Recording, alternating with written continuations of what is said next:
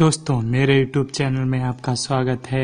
आज हम class 12 physics most important question हैं जो न्यूटन के नियम्स हैं, न्यूटन्स लॉ हैं, उसके बारे में हम चर्चा करेंगे। दोस्तों, आइए हम चर्चा करते हैं। न्यूटन एक विदेशी वैज्ञानिक हैं।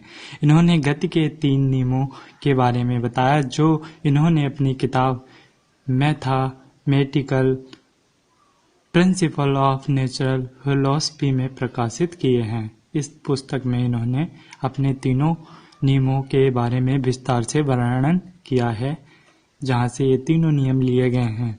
दोस्तों, न्यूटन का प्रथम नियम क्या है, आइए इसके बारे में जानते हैं। न्यूटन का प्रथम नियम, या इसे हम जड़त्व का नियम भी कहते हैं। इसमें दोस्तों, कोई भी वस्तु स्थिर वेग के साथ तब तक विराम अवस्था में रहती है या गति की अवस्था में तब तक रहती है जब तक कि किसी बाह्य बल के द्वारा उस वस्तु की गति में परिवर्तन न किया जाए। यानी वह जो वस्तु गति अवस्था में है वह गति अवस्था में रहेगी, जो विराम अवस्था में है वह विराम अवस्था में रहेगी, जब तक कि उस पर बाह्य बल न लगाया जाए। दोस्तों, इसके एग्जाम्पल्स हैं, हम लेते हैं। नंबर 1, जब पेड़ की डाली को हिलाते हैं तो पत्ते गिरते हैं, और जबकि हम डालियां हिलाते हैं तो पत्ते गिरते हैं।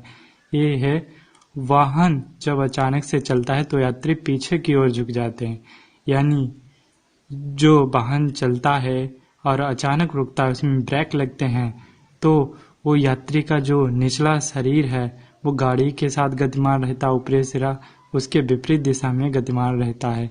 इसी के कारण जो नीचे का सिरा वो गाड़ी के साथ स्थित रहना चाहता है और यात्री का ऊपरी हिस्सा वो आगे की ओर गतिमान हो जाता है।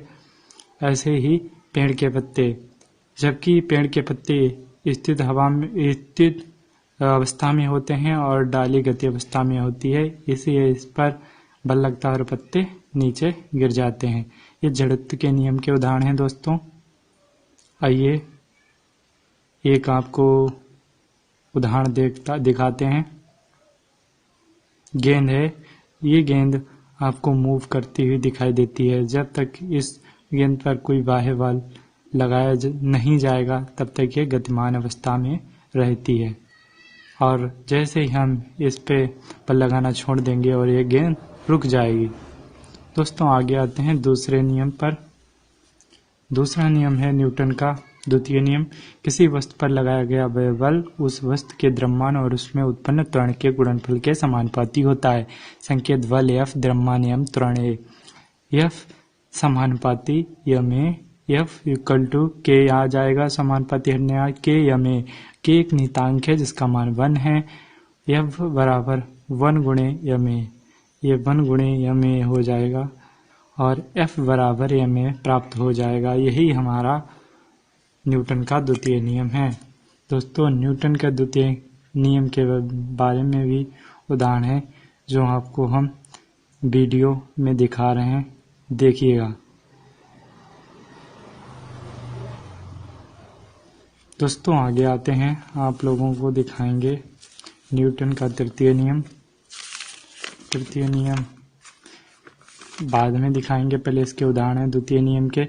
जब कोई व्यक्ति चलती गाड़ी से कूदे तो उसे विपरीत दिशा में दौड़ना पड़ेगा, नहीं तो वह व्यक्ति गिर जाएगा। ये द्वितीय नियम का है। अगर कोई व्यक्ति नीचे चलती गाड़ी से उतरता है तो उसे दौड़ना पड़ेगा, नहीं तो वो उसके चोट लग जाएगी।